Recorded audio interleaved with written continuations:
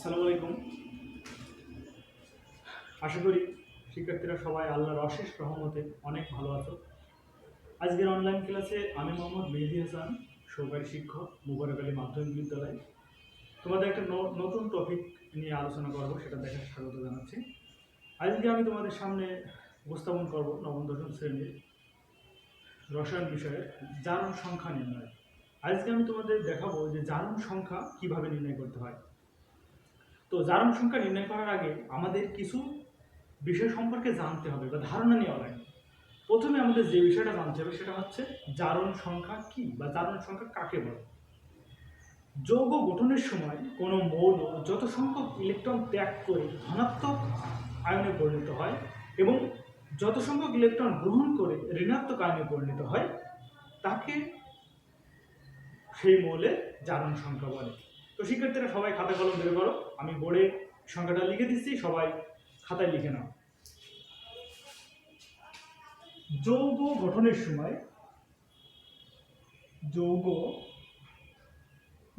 সময়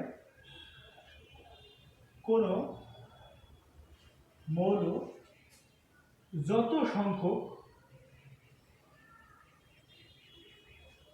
ইলেকট্রন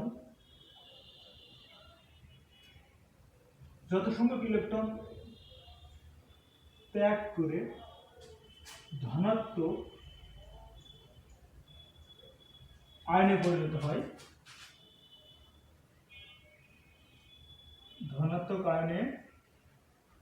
হয় এবং যত সংখ্যক ইলেকট্রন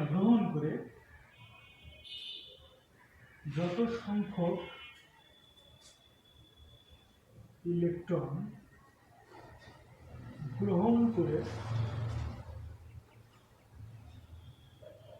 ঋণাত্মক আয়নে পরিণত হয় সেই আয়নকে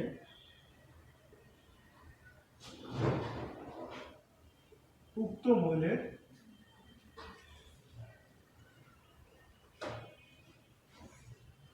জারণ সংখ্যা বলে। তাহলে শিক্ষার্থীরা সবাই খাতা কলম নিয়ে লিখে ফেলো। যৌগ গঠনের সময় কোন মৌল যত সংখ্যক ইলেকট্রন ত্যাগ করে ধনাত্মক আয়নে পরিণত হয় এবং কোনো মৌল যত সংখ্যক ইলেকট্রন গ্রহণ করে ঋণাত্মক আয়নে পরিণত হয় সেই আয়নকে উক্ত মৌলের জারণ সংখ্যা বলে। তো চলো আমরা একটু প্র্যাকটিক্যালি দেখার চেষ্টা করি। একটা উদাহরণ দিলে তোমরা আরো ভালোভাবে বুঝতে পারবা। যেমন আমি যদি দুটো মৌলের কথা চিন্তা করি, সোডিয়াম এবং ফ্লোরিন। সোডিয়াম আর আমরা ইলেকট্রন বিন্যাস করে দেখি, সোডিয়াম 11। আমরা যদি সোডিয়ামের ইলেকট্রন বিন্যাস করি তাহলে কি হয়? 1s 2s 2p 3s, তাহলে 2 আর 2 4 আর 10 আর 11। শিক্ষার্থীরা খেয়াল করো, এখানে সোডিয়ামের প্রথম কক্ষপথে কয়টি আছে? 2টি। দ্বিতীয় কক্ষপথে কয়টি আছে? 8টি। এবং তৃতীয় কক্ষপথে কিন্তু ইলেকট্রন আছে 1টি। এটা কিন্তু সোডিয়ামের স্থিতিশীল ইলেকট্রন বিন্যাস নয়। আমরা জানি প্রত্যেকটা মৌল তার নিকটবর্তী নিষ্ক্রিয় গ্যাসের ইলেকট্রন বিন্যাস লাভ করতে চায়, অর্থাৎ স্থিতিশীল অর্জন করতে চায়। তাহলে কি করে? সোডিয়ামে কিন্তু শেষ কক্ষপথের ইলেকট্রনটা ছেড়ে দেবে, অর্থাৎ সোডিয়াম তার শেষ কক্ষপথের ইলেকট্রন ছেড়ে দিয়ে স্থিতিশীলতা অর্জন করে। তাহলে এটা যদি লিখি তাহলে কেমন হয়? সোডিয়াম একটা ইলেকট্রন ছেড়ে দিয়ে কি হবে? ধনাত্মক আয়নে পরিণত হবে। এখন যদি আমরা ফ্লোরিনের কথা চিন্তা করি তাহলে কি হয়? ফ্লোরিন 9, তাহলে 1s 2s 2p, তাহলে 2 আর 2 4 আর 5 9। তাহলে শিক্ষার্থীরা এখানে খেয়াল করো, প্রথম কক্ষপথে আছে কয়টি? 2টি। এবং দ্বিতীয় কক্ষপথে আছে কয়টি? 7টি। এটাও কিন্তু ফ্লোরিনের স্থিতিশীল ইলেকট্রন বিন্যাস নয়। তাহলে কি করবে? ফ্লোরিন কিন্তু তার স্থিতিশীলতা অর্জন করার চেষ্টা করবে, অর্থাৎ আরেকটা ইলেকট্রন গ্রহণ করবে। তাহলে যদি ফ্লোরিন আরেকটা ইলেকট্রন গ্রহণ করে তাহলে আমরা কি লিখতে পারি? Fluorine plus electron minus fluorine minus. তাহলে দেখো, আমরা জানি যে কোনো মৌল যদি ইলেকট্রন ত্যাগ করে সে ধনাত্মক আয়নে পরিণত হয় এবং কোনো মৌল যদি ইলেকট্রন গ্রহণ করে তাহলে সে ঋণাত্মক আয়নে পরিণত হয়। তাহলে আমরা সংজ্ঞা অনুসারে বলতে পারি যৌগ গঠনের সময় কোনো মৌল যত সংখ্যক ইলেকট্রন ত্যাগ করে ধনাত্মক আয়নে পরিণত হয় তাহলে সেটাকে কি বলে? জারণ সংখ্যা বলে। আবার কোনো মৌল যদি ইলেকট্রন গ্রহণ করে ঋণাত্মক আয়নে পরিণত হয় সেই আয়নকে আমরা বলছি উক্ত মৌলের জারণ সংখ্যা। আশা করি শিক্ষার্থীরা তোমরা বিষয়টা বুঝতে পারছো। এখন আমরা পর্যায় সারণী যদি গ্রুপের দিকে খেয়াল করি তাহলে আরো ভালোভাবে বোঝা যাবে। তো আমরা গ্রুপ একের মৌলগুলোর কথা চিন্তা করি। যদি আমরা গ্রুপ একের মৌলগুলো লিখি তাহলে দেখো কেমন দেখায়। গ্রুপ 1, গ্রুপ 1 কে আমরা কি বলি? ক্ষার ধাতু। তাহলে কি? Lithium, sodium, potassium, rubidium, caesium, francium. এখন গ্রুপ 1 আমরা যে ক্ষার ধাতু বলছি, তো lithium, sodium, potassium, rubidium, caesium, francium, এর প্রত্যেকের কিন্তু জারণ সংখ্যা +1। কেননা এদের সর্বশেষ কক্ষপথে কিন্তু একটা ইলেকট্রন আছে। সেই একটা ইলেকট্রন আমরা জানি যারা ইলেকট্রন ছাড়ে তারা কি হয়? ধনাত্মক আয়নে পরিণত হয়, এবং যারা গ্রহণ করে তারা ঋণাত্মক আয়নে পরিণত হয়। সুতরাং এই ক্ষার ধাতুগুলো অর্থাৎ পর্যায় সারণীর 1 নম্বর গ্রুপের অবস্থিত যে মৌলসমূহ, এই মৌলসমূহ কিন্তু শেষ কক্ষপথে যে একটি ইলেকট্রন থাকে সেই একটি ইলেকট্রন ছেড়ে সহজেই এরা ধনাত্মক আয়নে পরিণত হয়, অর্থাৎ একটি ইলেকট্রন ছাড়ে বলে জারণ সংখ্যা +1। তবে শিক্ষার্থীরা এটা মনে রাখতে হবে যে জারণ সংখ্যা এবং যোজনী কিন্তু এক নয়। কারণ জারণ সংখ্যা কিন্তু আমরা প্লাস বা মাইনাসে লিখি, কিন্তু যোজনী কখনো কিন্তু প্লাস মাইনাস হয় না, এটা খেয়াল রাখবা। এবার আমরা যদি গ্রুপ 2 দেখি তাহলে কেমন হয়। গ্রুপ 2 কে বলা হয় মৃৎকার ধাতু। গ্রুপ 2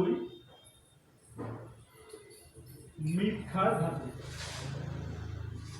তাহলে beryllium, magnesium, calcium, strontium, barium আর রেডিয়াম। এখন এদের জারণ সংখ্যা +2।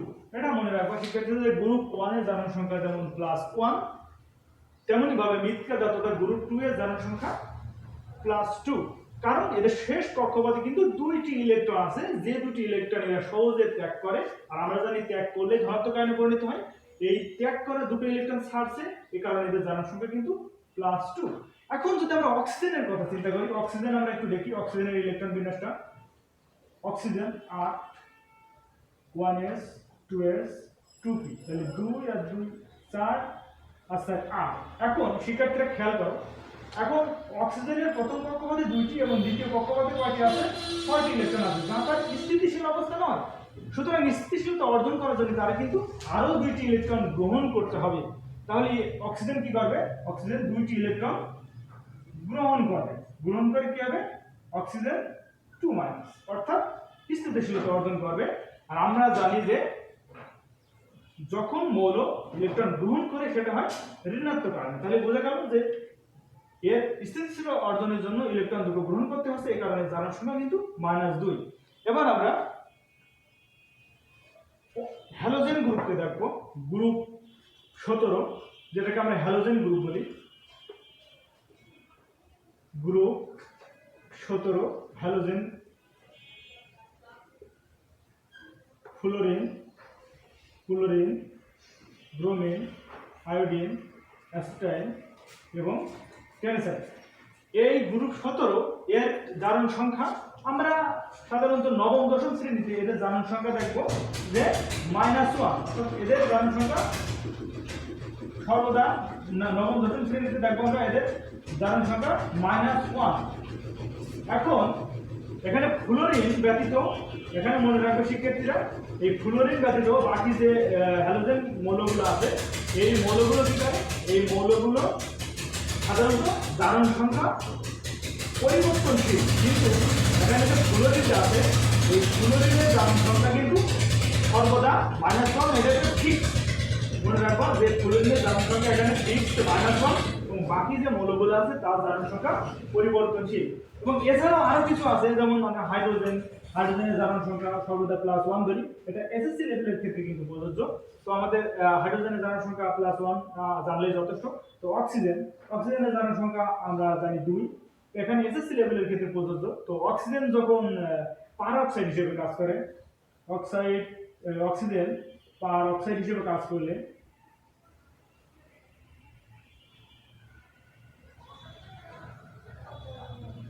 অক্সিজেন পার অক্সাইড হিসেবে কাজ করলে মনে রাখতে হবে, পার অক্সাইড হিসেবে কাজ করলে অক্সিজেনের জারণ সংখ্যা হয় তোমার -1, এবং সুপার অক্সাইড হিসেবে কাজ করলে জারণ সংখ্যা হয় -8।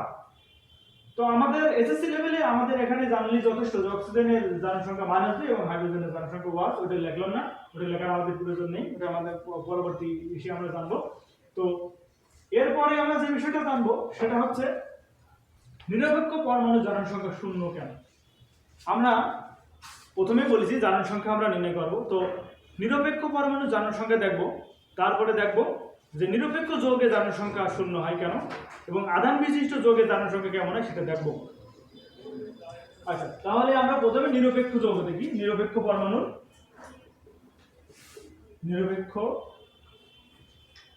পরমাণুর জারণ সংখ্যা 0।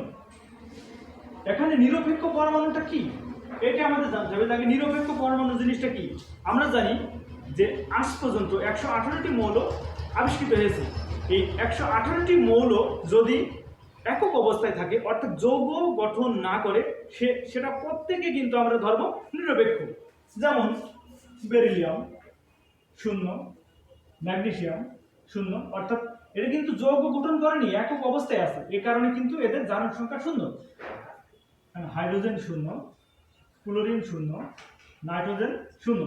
এখন শিক্ষার্থীরা আমার বলতে পারো যে এখানে নিরপেক্ষ পরমাণু জারণ সংখ্যা 0, ঠিক আছে, বেরিলিয়াম 0, ম্যাগনেসিয়াম 0, কিন্তু H2 হাইড্রোজেন এখানে তো যৌগ, ক্লোরিন এখানে তো যৌগ, এখানে জারণ সংখ্যা 0 হবে কিভাবে? তো শিক্ষার্থীরা মনে রাখবা যে এখানে কিন্তু হাইড্রোজেন দ্বিপরমাণু, ক্লোরিন দ্বিপরমাণু, নাইট্রোজেন দ্বিপরমাণু। দ্বিপরমাণু জিনিসটা কি? দ্বিপরমাণু হচ্ছে সাধারণত ওই মৌল সাধারণত নিজেদের ভিতরে বিক্রিয়া করে যে যৌগ গঠন করে, অর্থাৎ দ্বিপরমাণু গঠন করে, এই কারণে তারা নিরপেক্ষ অবস্থায় থাকে। তো মনে রাখতে হবে যে H2 নিরপেক্ষ যৌগ, এই কারণে জারণ সংখ্যা 0। এবার আমরা দেখব নিরপেক্ষ যৌগে জারণ সংখ্যা মোট জারণ সংখ্যা সমান। নিরপেক্ষ যৌগ মানে আধানবিহীন, অর্থাৎ প্লাস মাইনাস যেখানে থাকে না, তাহলে নিরপেক্ষ যৌগে জারণ সংখ্যা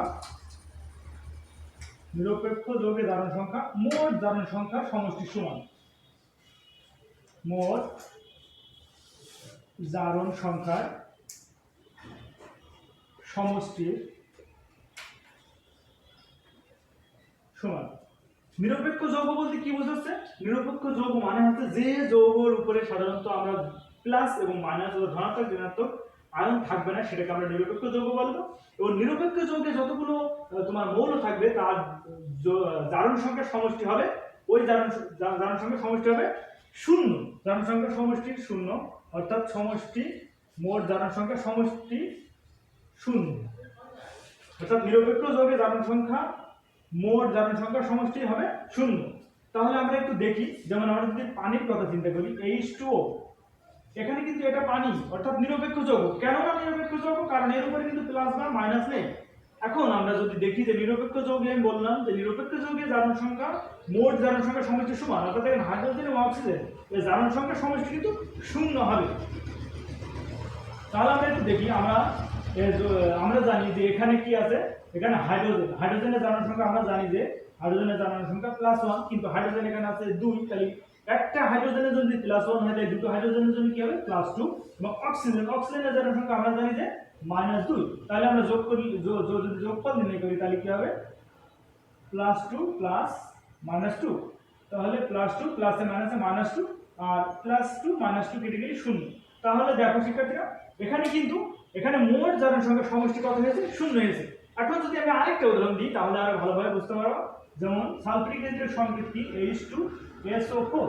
এখানে হাইড্রোজেন কত? এখানে হাইড্রোজেন আমরা জানি, এখানে হাইড্রোজেনের জারণ সংখ্যা আমরা জানি 1, কিন্তু এখানে হাইড্রোজেন আছে দুটো, এইজন্যই এখানে হাইড্রোজেনের জারণ সংখ্যা +2। সালফারের জারণ সংখ্যা কত? +6।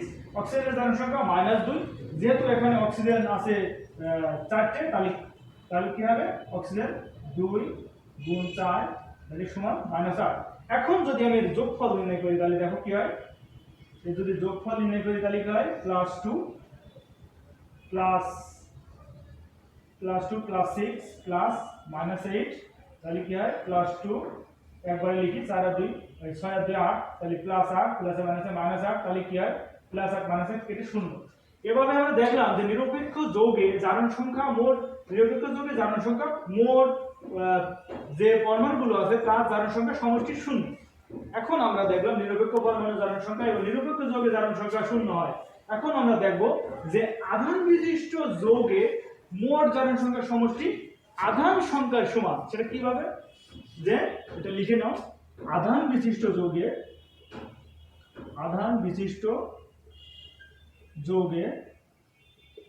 মোট জারণ সংখ্যার সমষ্টি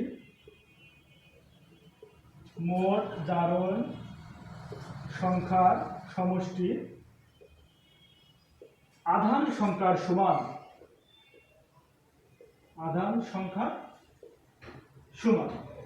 তাহলে আমরা দেখি একটু আধান বিশিষ্ট, আমরা যদি ধরি NO3 তাহলে আমরা লিখতে পারি কি যে NO3-1।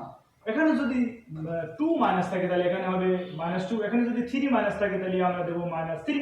তাহলে আমরা জানলাম যে আধান বিশিষ্ট যৌগে মোট জারণ সংখ্যার সমষ্টি আধান সংখ্যা সমান হয়। তাহলে এটা আমরা একটু প্রমাণ করে দিই যে কিভাবে আধান সংখ্যা সমান হয়। এখানে নাইট্রোজেন কত, নাইট্রোজেনের জারণ সংখ্যা +5 আর অক্সিজেন এখানে আছে 3টে, তাহলে আমরা লিখতে পারি অক্সিজেন জারণ সংখ্যা -2। যদি 3টে আছে তাহলে কি হবে, 3 গুণ 2 সমান -6। তাহলে যদি আমরা যোগ করি তাহলে কি হবে, যোগফল সমান +5 প্লাস -5, তাহলে +5 প্লাসে মাইনাসে -6, তাহলে কি হয় -1। তাহলে শিক্ষার্থীরা আমরা প্রমাণ করে দিলাম যে আসলেই আধান বিশিষ্ট যৌগে মোট জারণ সংখ্যার সমষ্টি আধান সংখ্যা সমান হয়। তাহলে চলো আমরা আরেকটা উদাহরণ দেখি, আরেকটা উদাহরণ দেখলে ভালোভাবে বুঝতে পারবা। যেমন সালফেট -2 আছে, তাহলে এখানে জারণ সংখ্যা তাহলে আমরা লিখতে পারি কি SO4 সমান -2। তাহলে এখানে আমি আগেই বলেছি যে -2 থাকলে এখানে 2 মাইনাস থাকলে -2, 3 মাইনাস থাকলে -3 এরকম হবে। তো এটা আমরা একটু প্রমাণ করে দিই যে -2 হয় কিনা। এখানে সালফার কত +6, অক্সিজেনের 2, যেহেতু অক্সিজেন এখানে 4টে আছে তাহলে কত হবে -2 গুণ 4, তাহলে কত হবে -8। তাহলে আমরা যোগফল নির্ণয় করে দেখি, যোগফল কত হয় +6 প্লাস -8, তাহলে +6 প্লাসে মাইনাসে -8 সমান -2। তাহলে আমরা প্রমাণ করে দিলাম যে আসলে মোট আধান বিশিষ্ট যৌগে মোট জারণ সংখ্যার সমষ্টি আধান সংখ্যা সমান। তো এখানে শিক্ষার্থীরা আমি আরেকটা বিষয় তোমাদের বোঝাতে চাই, সেটা হচ্ছে ভিন্ন ভিন্ন যৌগে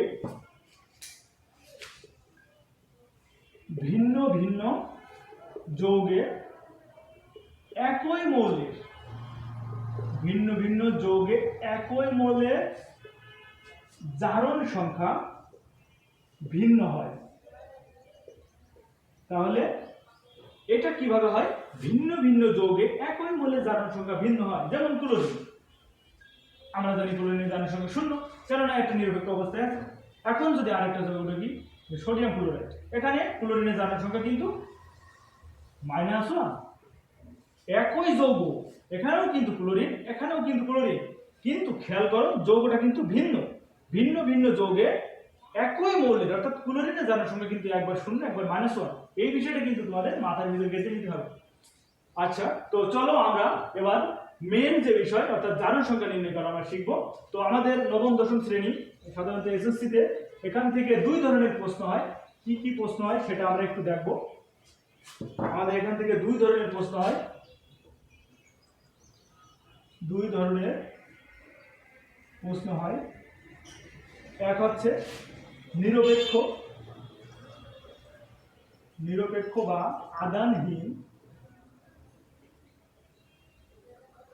আধানহীন যৌগের জারণ সংখ্যা নির্ণয়। নিরপেক্ষ বা আধানহীন যৌগের জারণ সংখ্যা নির্ণয়। আর একটা আছে আধান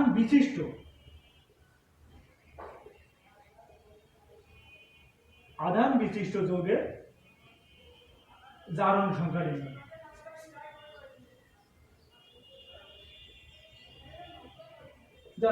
এখন আমরা প্রথমে দেখবো নিরপেক্ষ বা আধানহীন যৌগগুলো কি কি। যেমন আমরা যদি ধরি sodium chloride, potassium chloride, sulphuric acid, potassium dichromate, magnesium hydroxide. শিক্ষার্থীরা এইগুলো আমি একের আলোকে লিখেছি। 1 নম্বর যেটা আছে অর্থাৎ নিরপেক্ষ বা আধানহীন যৌগের জারণ সংখ্যা নির্ণয়। এখন দেখো এখানে কিন্তু একটার উপরে কিন্তু প্লাস বা মাইনাস নেই, তাহলে আমরা এগুলোকে কি বলবো, নিরপেক্ষ পরমাণু। এখন পরীক্ষায় এখানে আসে যে সোডিয়াম ক্লোরাইডে সোডিয়ামের জারণ সংখ্যা কত, অথবা সোডিয়াম ক্লোরাইডে ক্লোরিনের জারণ সংখ্যা কত, আমরা সেটা একটু নির্ণয় করব। যেমন সোডিয়াম ক্লোরাইড এ সোডিয়াম এর জারণ সংখ্যা কত, অথবা আসতে পারে যে সোডিয়াম ক্লোরাইডে ক্লোরিন এর জারণ সংখ্যা কত। তাহলে কেমন হবে, প্রথমে আমরা তাহলে সোডিয়াম নির্ণয় করি। তো শিক্ষার্থীরা এখানে আরেকটা বিষয় আমি তোমাদের বলতে চাই, সেটা হচ্ছে যেমন মনে করো যে কার্বন মনোঅক্সাইড। তো এখানে কার্বন মনোঅক্সাইডের যদি জারণ সংখ্যা নির্ণয় করতে বলে, দেখা যাচ্ছে কার্বন নির্ণয় করতে বলছে, যেটা নির্ণয় করতে বলবে সেটা আমরা ধরবো x, এবং যা নির্ণয় করতে হবে সেটা আমাদের জানা লাগবে।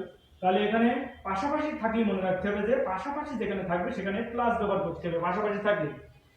আচ্ছা, তাহলে যেটা নির্ণয় করতে বলবে সেটা আমরা x ধরবো, এবং যেটা নির্ণয় করতে বলবে না সেটা আমাদের জানা লাগবে। তাহলে অক্সিজেনের আমরা জানি কত, -2, এভাবে লিখতে হবে। এখন যদি অক্সিজেনের সাথে যেমন আমরা কার্বন ডাই অক্সাইডের কথা চিন্তা করি যদি, তাহলে কি হবে, অক্সিজেনের জারণ সংখ্যা 2, কিন্তু বাট এখানে কিন্তু 2 আছে, এই 2টা কিন্তু এর সাথে গুণ অবস্থায় হবে। এটা কিন্তু আমি বলতে চাচ্ছি, এটা কিন্তু খেয়াল রাখবো যে এখানে যে নিচে যত সংখ্যা থাকবে সেই সংখ্যাটা কিন্তু ওর সাথে গুণ অবস্থায় লিখতে হবে, ঠিক আছে। তাহলে চলো আমরা সোডিয়াম ক্লোরাইডে ক্লোরিনের জারণ সংখ্যা নির্ণয় করি। তাহলে প্রথমে আমরা সোডিয়ামের জারণ সংখ্যা নির্ণয় করবো। তাহলে ধরি সোডিয়াম সমান x, আর ক্লোরিন আমরা জানি যে -1। তাহলে শিক্ষার্থীরা যেটা বের করতে হবে সেটা x ধরবো, আর যেটা জানি না সেটা যেটা বের করতে হবে সেটা আমরা ওখানে বসাবো। তাহলে x সমান হট। তাহলে আমরা লিখতে পারি যে সোডিয়াম ক্লোরাইড যেহেতু নিরপেক্ষ যৌগ, তাহলে এটি সমান 0।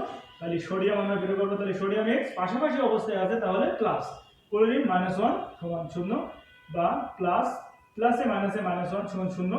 তাহলে এই পাশে প্লাস থাকলে পাশে কি হবে, এই পাশে মাইনাস থাকলে পাশে কি হবে, +1। তাহলে আমরা পেয়ে গেলাম সোডিয়ামের জারণ সংখ্যা +1।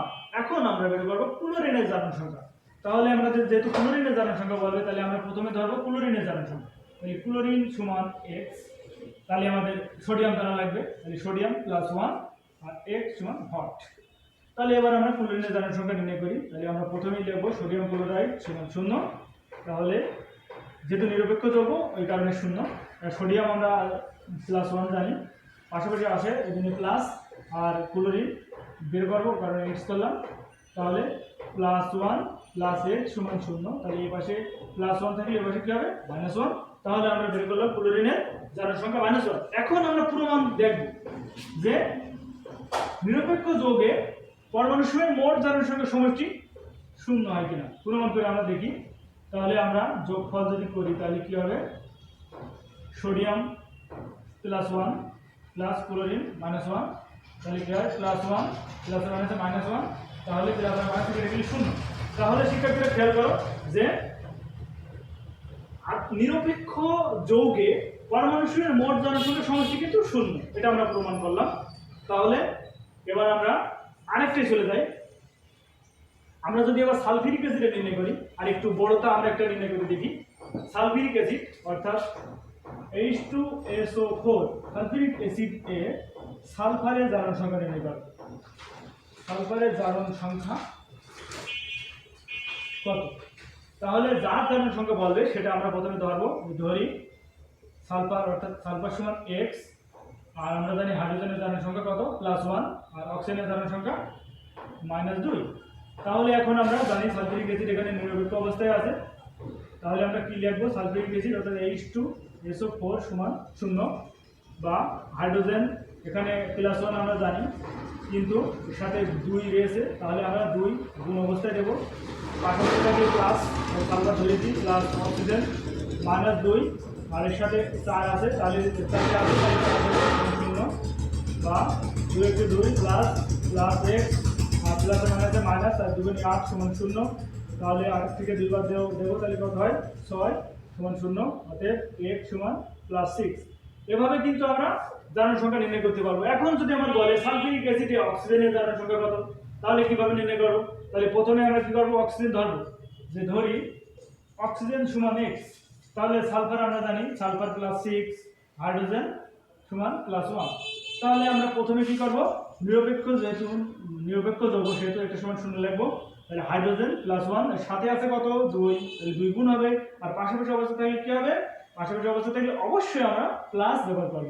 তাহলে +6 প্লাস অক্সিজেনের বের করতে হবে, তাহলে অক্সিজেন আমরা কি ধরবো x, ওর সাথে আছে 4, তাহলে 4 গুণ হবে সমান 0, বা +2 +6 4x সমান 0, বা 6 আর 2 8 +8 4x সমান 0, বা 4x সমান -8, বা x সমান -8/4। যদি গুণ থাকে ওই পাশে ভাগ হয় তাহলে আমরা লিখতে পারি কি x সমান -2। তাহলে আমরা অক্সিজেনের জারণ সংখ্যা পেয়ে গেলাম -2।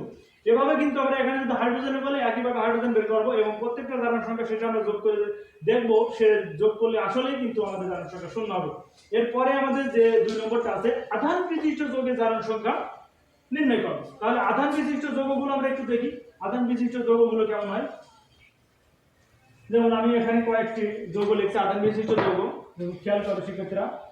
MnO4 OH SO4 2 HCO3 এরকম হাজার হাজার যৌগ আছে আমরা লিখতে পারবো। অর্থাৎ শিক্ষার্থীরা খেয়াল করো, এটা কিন্তু আমাদের 2 এর আলোকে কয়েকটি যৌগ লিখলাম।